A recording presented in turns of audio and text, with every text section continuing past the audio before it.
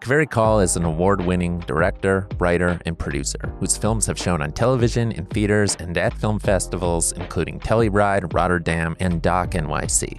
Her most recent film, The Bengali, is a documentary that explores the ties between South Asians and African Americans in the U.S. It's triggered by a lost chapter of history about the first South Asian men who came to the U.S. And in the East Coast, they married African American women. This was way back in the 19th and 20th century. I take an African American woman, Fatima, to India with me in search of her family's past. When she said, "I have a grandfather from India," I was surprised. She was surprised that he was from Bengal, which is where I'm from. In this episode, Kavery explains her approach to independently making films and taking risks to produce her work.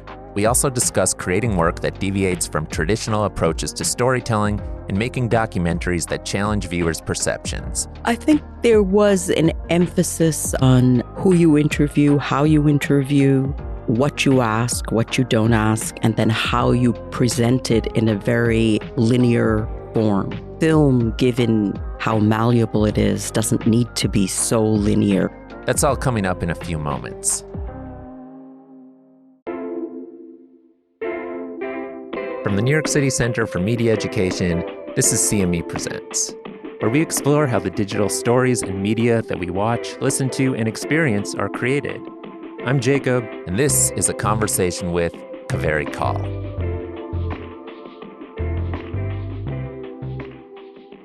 Kavery, thanks for being here today. Thank you so much for having me. I want to talk, of course, about your prolific career, the work you've done, the film The Bengali that we'll talk about in a bit. But as I was looking at the titles of your films, I was thinking about, too, just how the documentary medium has changed quite a bit, just in terms of maybe the quote-unquote supposed rules of what documentary means, the expectations in terms of aesthetics or visual choices. Has your notion or idea of what the role of documentary director means changed? Or even do you try to frame what the documentary director should do when you set out to make a project? You know, I went into documentary filmmaking as an independent filmmaker, and I thought it was an incredible medium to tell incredible stories.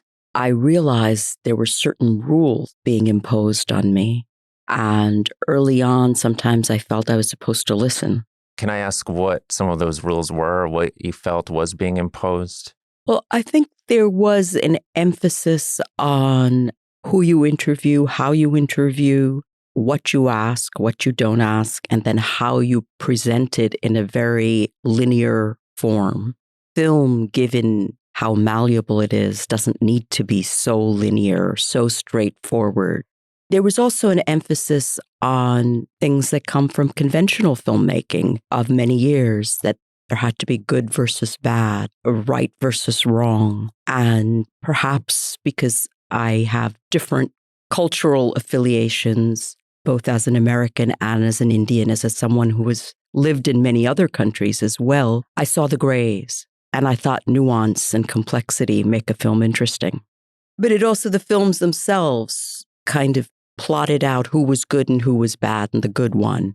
Sometimes that works, and a lot of times it misses all the shades and nuances. I was reading some of your past interviews, and something that did strike me was this idea of you mentioning it would be nice to carve out more spaces where films don't just follow this narrative. There are good people and bad people, the good person transcending the evil person. Those stories that are somewhat very common in mainstream film and cinema, at least in the States. Why is it important to carve out these other spaces? Well, I think that there is no all good. There is no all bad. Of course, there are things that we would want to see done away with in our troubled world. There's no doubt about that. But to bring people close to a subject, often bringing people who are not necessarily knowledgeable about that subject close to that subject, one needs to give space to show the largeness of the characters, the place, the story. As I kept making films, I realized I didn't have to listen, and I should follow my own voice. I don't think there are any should-dos when it comes to filmmaking for any director. if it moves your story forward, you do it. Right. And documentary filmmaking has blossomed.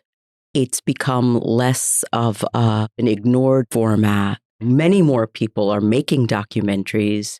And I think the form, to some degree, is being explored. There's always a push and pull between those who want to explore and those who say why. Right. And I think the form can hold many things. I know I bring to documentaries a background in studying literature, a love of the visual arts, a passion for music and theater. And I think all of that can go into filmmaking. And documentaries are starting to recognize the validity of that. Talking about this, it reminds me of a TEDx talk that was published in 2016 that you did.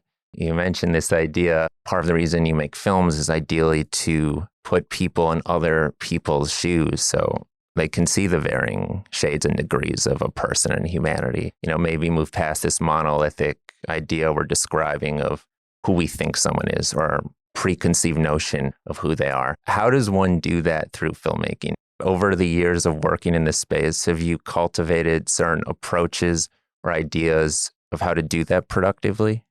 I think it's valuable to go beyond preconceived notions, both in films and in our lives. I certainly don't start to make a film saying, well, how do I go beyond a preconceived notion in this film? I build a relationship with the people in my film. I think trust is important. I think it's important for them to get to know me as well as for me to get to know them. That is the fundamental grounding of trust. And out of that comes a relationship in which we're comfortable with one another, with what we have to say, with the space we inhabit. And that can bring in people other than those who are familiar with the subject. That's what I'd like to do. I think films can do that. Films are a powerful medium. They can go way beyond time and space. And that's only if you give people room to meet people they might not want to meet otherwise. There's this time you speak about where you go to Harvard, you enroll in school there, and you're introduced to this film class or the cinema class. You can probably label it better than I can. And you see certain films that are very influential to you and kind of light that fire to make films. Was there a point in time before that where filmmaking was on your radar as something you wanted to do? Or is that something that came as you enrolled in school and you were introduced to these films you'd never seen before? I had always loved films, even as a very young child, under the age of 6 in India. I loved going to films. What did you love about them? I loved the magic of just entering a world that I didn't necessarily know. Sitting in a dark room with other people whom I didn't know, but we were sharing this experience.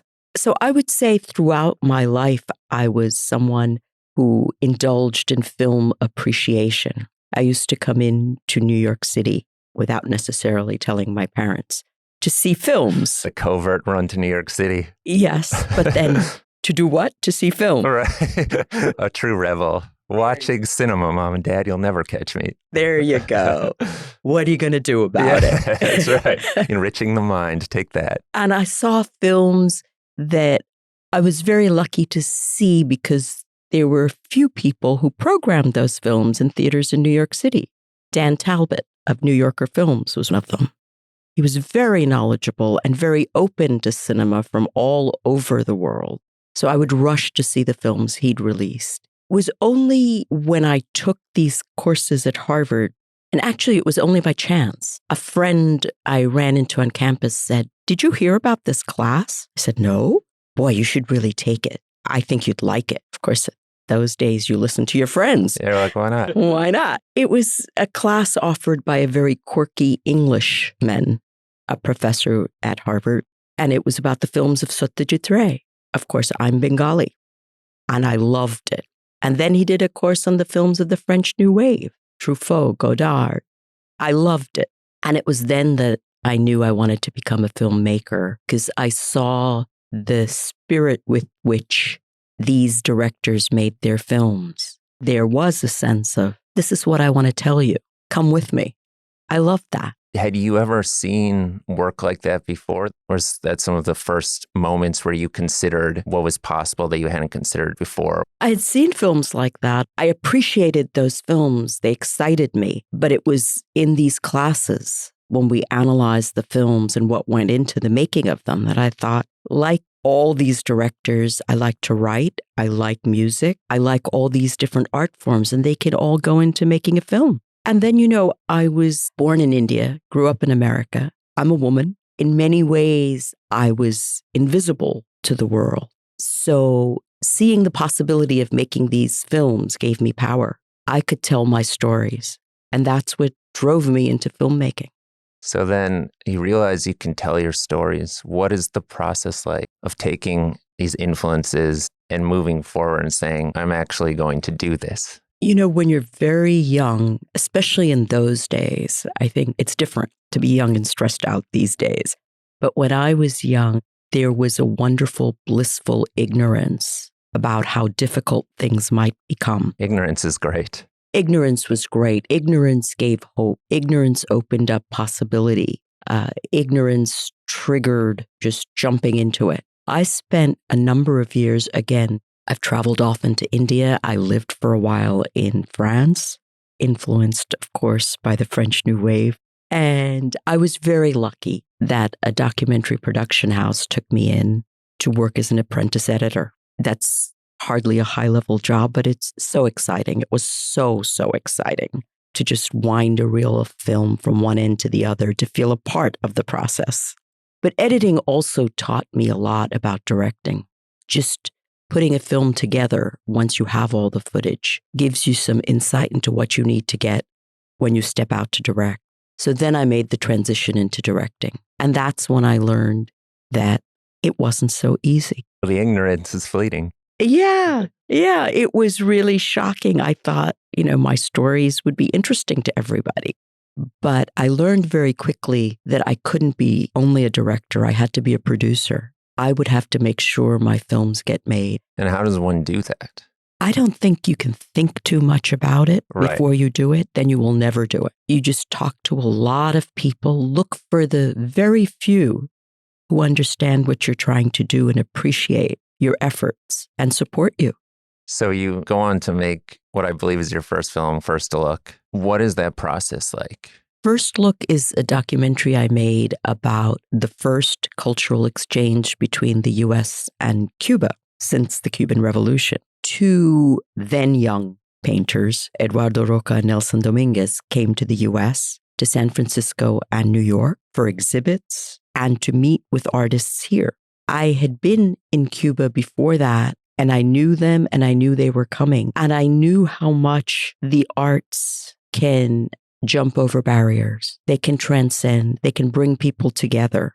And I thought this was a great opportunity to make a film about something that was transformative and eye-opening for both, for them here and for the public in the US. That's how the film came about. And speaking of support, I was very, very grateful for the support I got from Harry Belafonte. There I was, a young first-time filmmaker, and he said, do it. He was just hanging around. You're like, Harry, what's up? Was he just there? Well, I wish he were still hanging around. I know. I met him. Someone said you should meet him. I wasn't sure at all if he would want to meet with me, but he met with me. I wasn't sure if he liked what I was doing, but he liked it.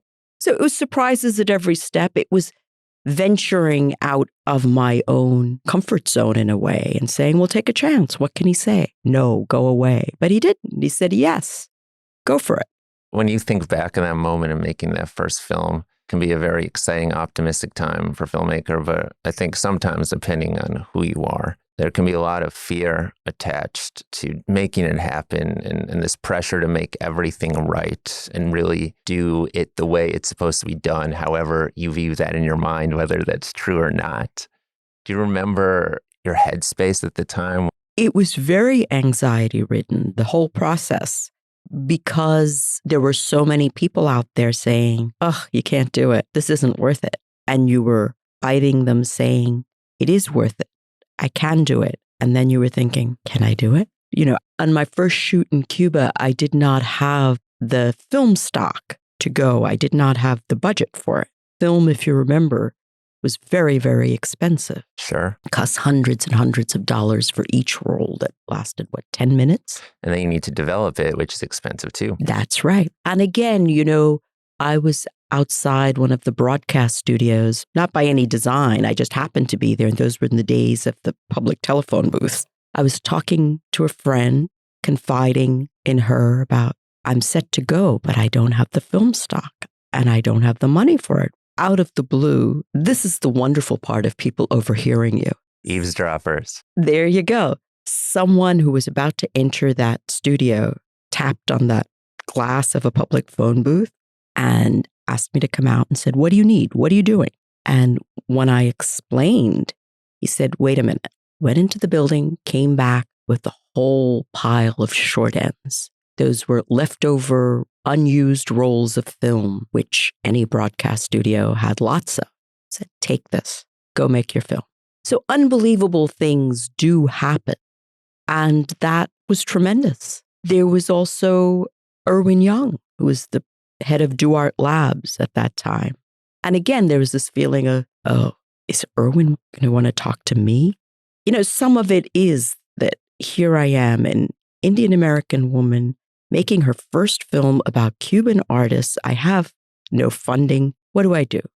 He was amazing. He wanted to hear about the project and he said, you have to go and shoot it. And I said, but Irwin, I have to develop it. I said, well, we'll talk. So there were people who helped me along the way and I'm very, very grateful to them. Without them, I wouldn't have been able to make the film because there were too many others who said, go away.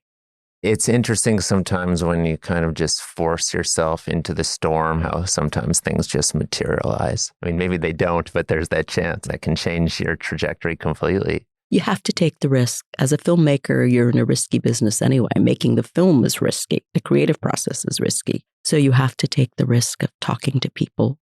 So you finally complete this first film and you now understand how challenging it is in the process. Are you ready to move forward and go to the next one? Or is there a grieving process, a process where you need to reflect on what just happened? Well, I don't think it's a grieving process. It's more a dazed period when you do think about, oh, what have I gone and done? Am I done?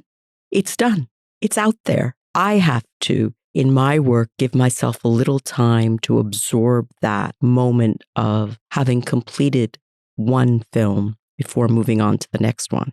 But before you know it, you do move on to the next one because that's what you do. It's ingrained. That's right. I want to fast forward quite a bit in time and space from this first film to the Bengali. I get the impression when watching it that going into it, I imagine there were a lot of questions in terms of what would happen or what the ending of this film could be. Can you speak about the Bengali, the film itself, what it explores? The Bengali is a documentary in which I take an African-American woman back to India with me in search of her family's past. Now, it's triggered by a lost chapter of history about the first South Asian men who came to the U.S., and in the East Coast, they married African-American women.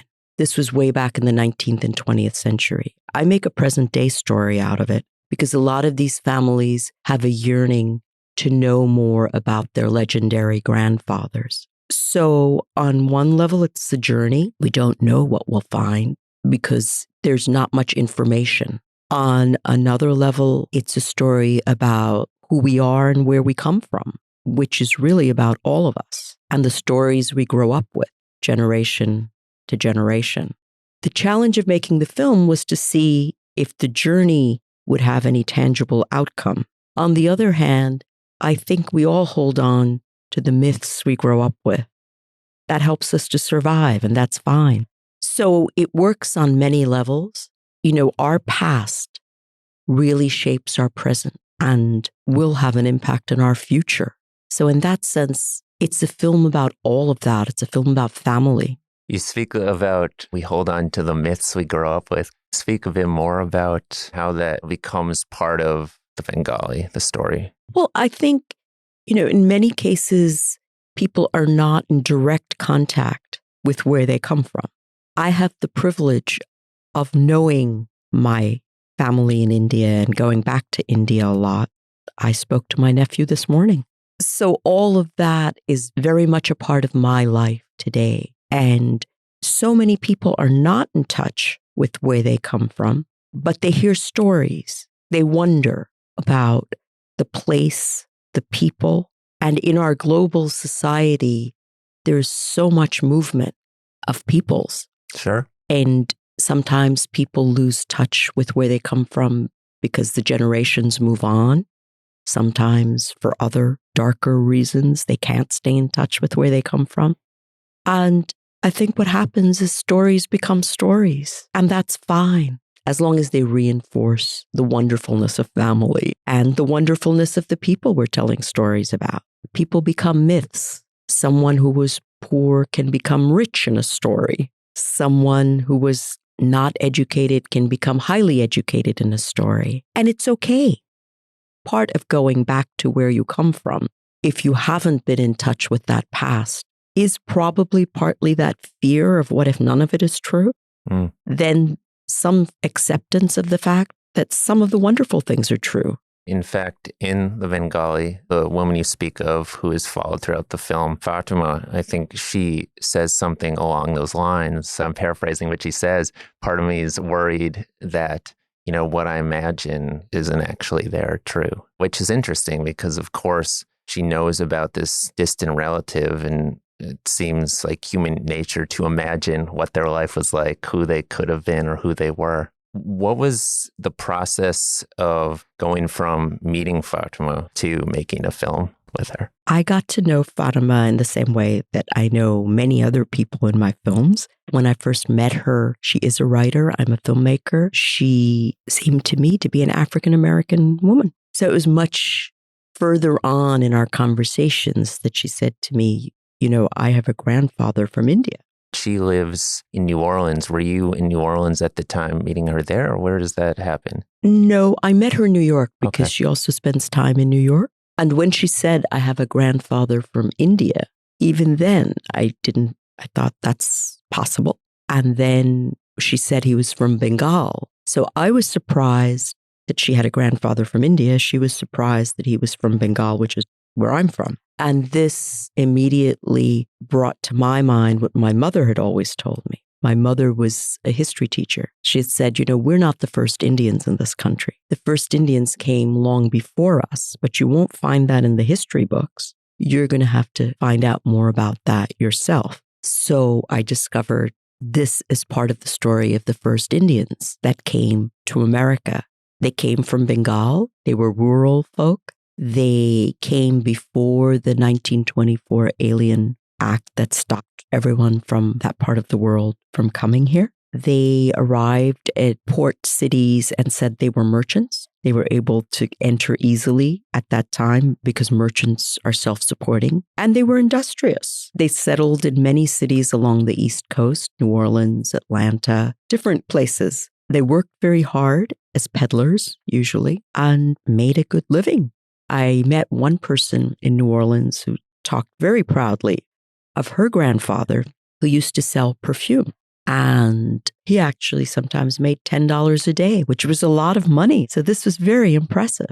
I know there was discussion about times it was difficult to fund this film. What keeps you going? How do you decide that it's worth pursuing this when there's not necessarily a clear financial path to do so? That's the story of independent filmmaking. You're like, I've been doing that for years. Yeah, that's just what you do. Yeah, you jump into an idea and you're not going to let it go because it means something to you. You have a story to tell and you keep going regardless.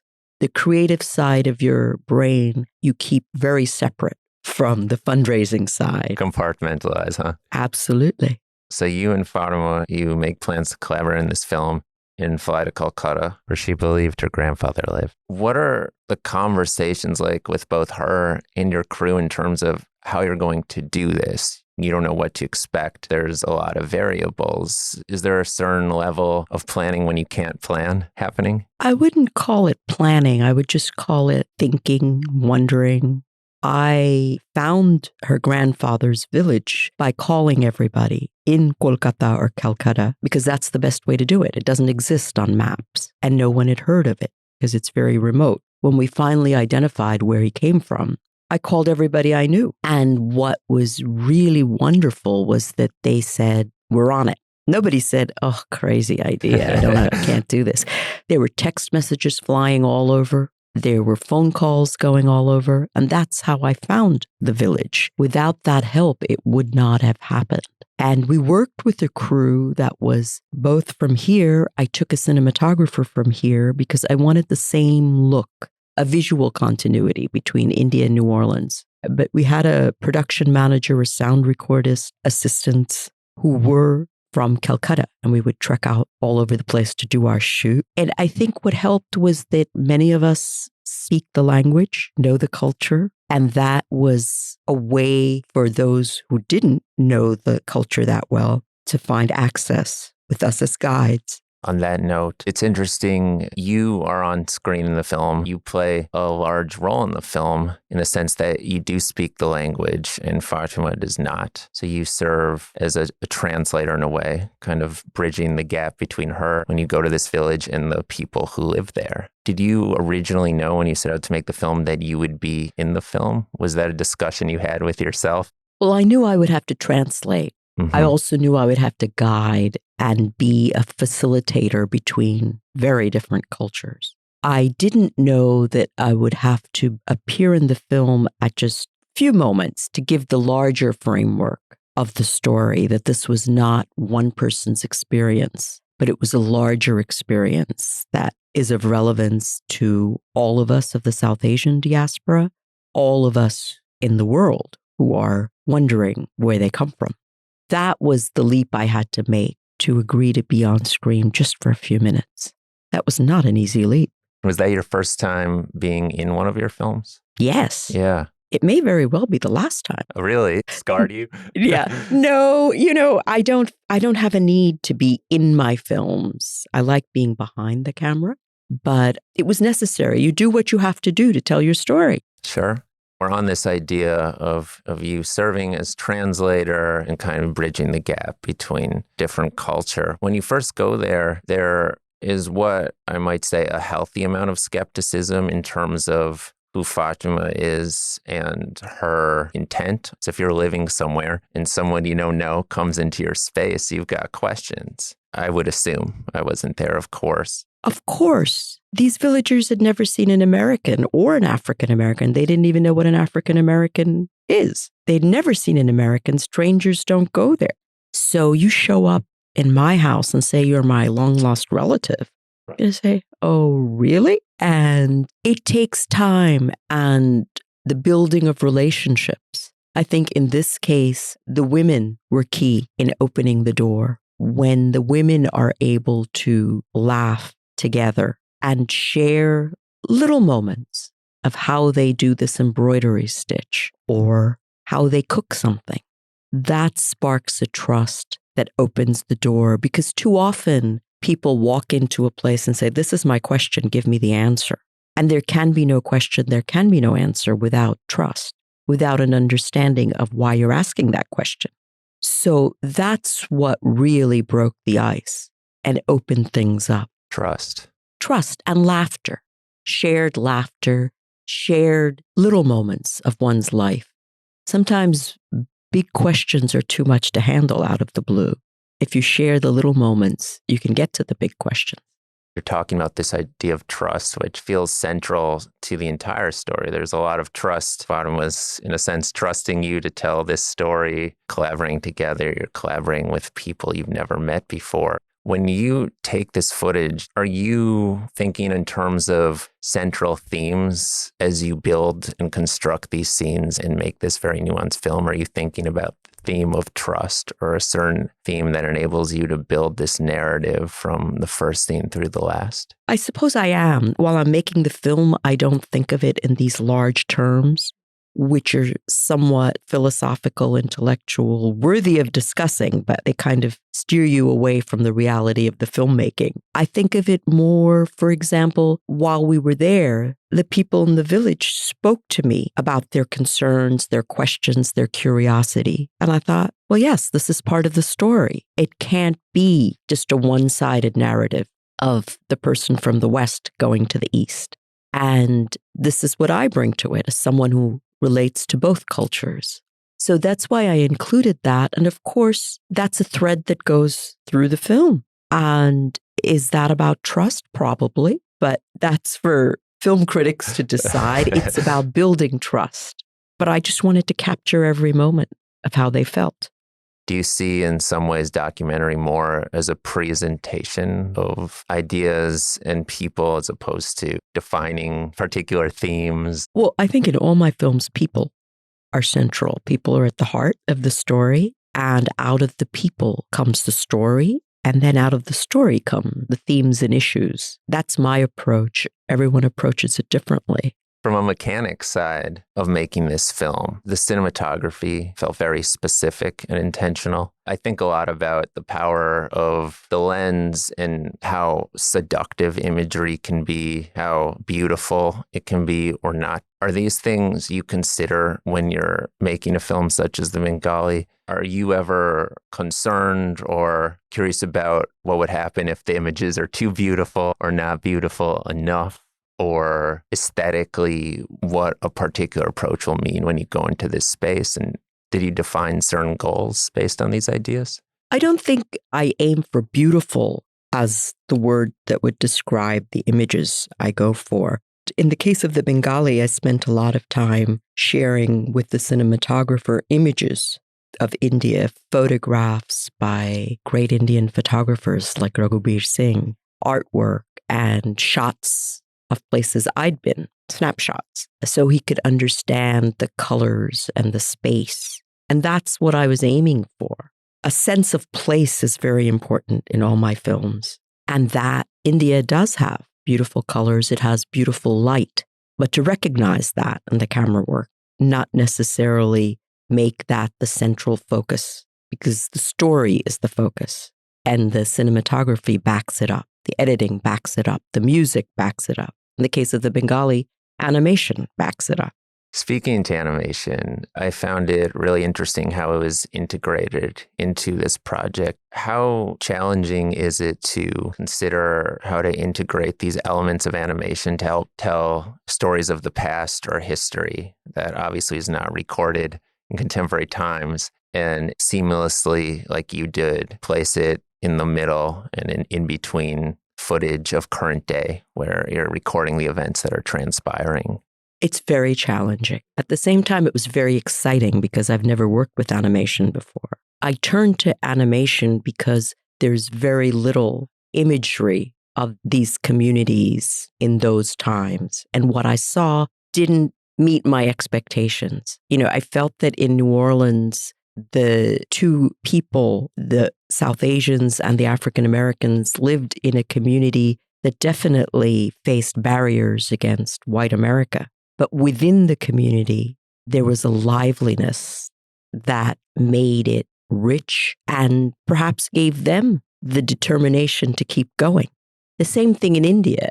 I felt that in the marketplace, when men from the village came and heard visiting foreign sailors talk about lands like America, they were excited by it. They didn't even speak English that well, but there had to be something about it that made them want to go. So I was looking for something full of life that I wasn't seeing in the existing archival footage, what little there was. That's when I turned to animation. And it was very exciting when I spoke to the animator who did the work on this film. Maya Edelman really understood right away what we were looking for. Because animation is a challenge. In this case, you bring it on after the editing has already well underway. And there's a story that's unfolding. There's a structure and a pace and a rhythm. And the animation has to work with it in tone and in the way it's designed. Too, at a certain point, You have to commit to the animation. It's not like a shot you've selected that you record in real time. Once someone has animated 2 minutes of a scene that takes a while to animate, ideally you have faith in those aesthetic choices and how they're going to be woven into that scene. We talked about it before starting, and it was obvious that she got it. Yeah. No other animator could do it. And we worked, the editor, the animator, and I worked together. And there was no doubt she was going to do something wonderful for us and bring something of herself to the film, which is the greatest part of collaboration. To that note, too, the editing was fantastic, of course. What is the process like of working with your editor as you watch? There's so many little scenes that help to build layers and nuance and understand different people and their personalities and their point of view. It's very complex in construction. How do you take these pieces and build the story with your editor? I've worked with this editor, Lucas Groth, on another film as well, on Cuban Canvas. So we have a language that we share. And he also loves music and theater as well as sociology. He has a broad range of interests, which he brings to his editing. So we were able to talk about what we were going for, the mood, underlying themes, what intrigued us in the footage. We had lots of wonderful footage that we couldn't use, and that was rough on us. And so much of the footage is in Bengali, a language that he would tell you now he's almost fluent. I would back him up. Yeah, I wouldn't that's all say it no. takes. I wouldn't say no. Edit one film and you're good. Yeah. Well, it was a deep dive into a culture, a language, a lifestyle to which he had to bring editing skills. Yeah. And he did it. He was wonderful to work with. I want to switch gears for a moment because I know, our time is short. You've mentioned that you've had a strong connection to M&N, Manhattan Neighborhood Network. Of course, we are right now in the M&N studios recording this podcast. What is your connection to this space? How do you feel connected to M&N? I'm connected to M&N on a literal level. I'm on the board of M&N. Sure. But I joined the board because I feel a connection to M&N. I love the programming.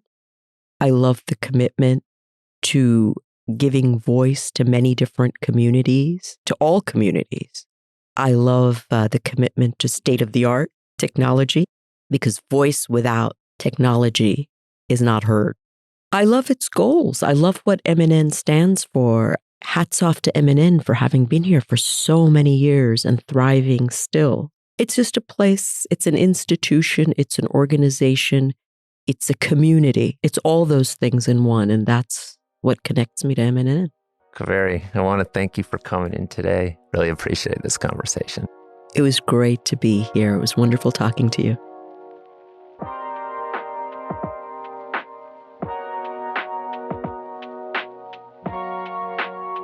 From the New York City Center for Media Education, this has been CME Presents, available wherever you get your podcasts. Music is by Jacob Backer, William Hutchison, and Sean Sparacino. If you like what you hear, please rate, subscribe, and review. And don't forget to check out our website at nyccenterformediaeducation.org for more information about media making and filmmaking classes.